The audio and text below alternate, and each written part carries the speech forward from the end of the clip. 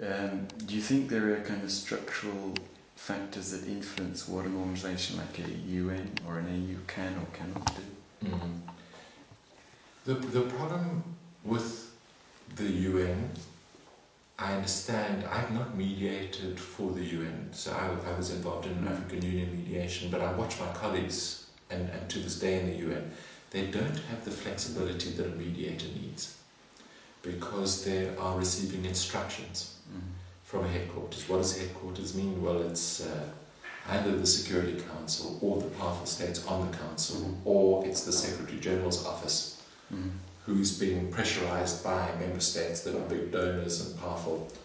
And so you're being buffeted from the top when you want to be worried about what's going on around you.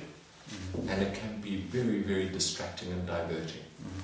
If you are tough and senior, Kofi Annan mediating in Kenya, there's much less chance of that happening because you're in command and you know you're in command, and you can resist that kind of pressure.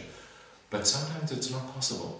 In our mediation for Darfur, 2005, 2006 in the budget, we were receiving instructions from the AU Peace and Security Council that were not helpful. And they were instructions. And the instructions were speed this thing up, end by the end of the month, produce an agreement. And we were saying, can't be done.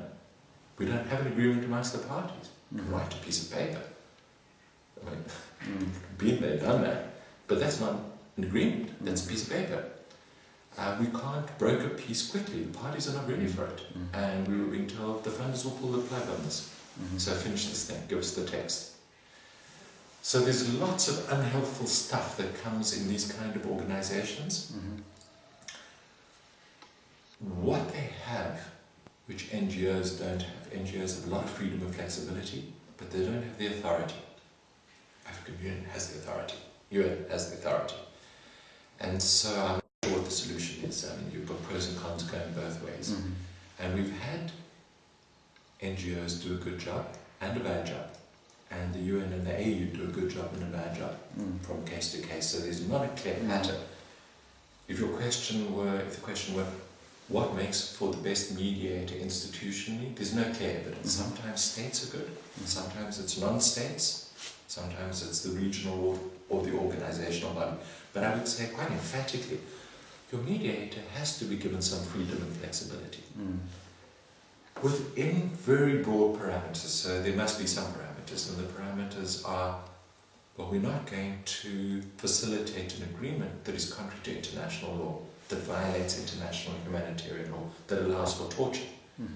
If I'm mediating in South Africa, any agreement has to be consistent with the law and the constitution, because we live in a democracy. And I can't, as a mediator, support anything that allows for illegality.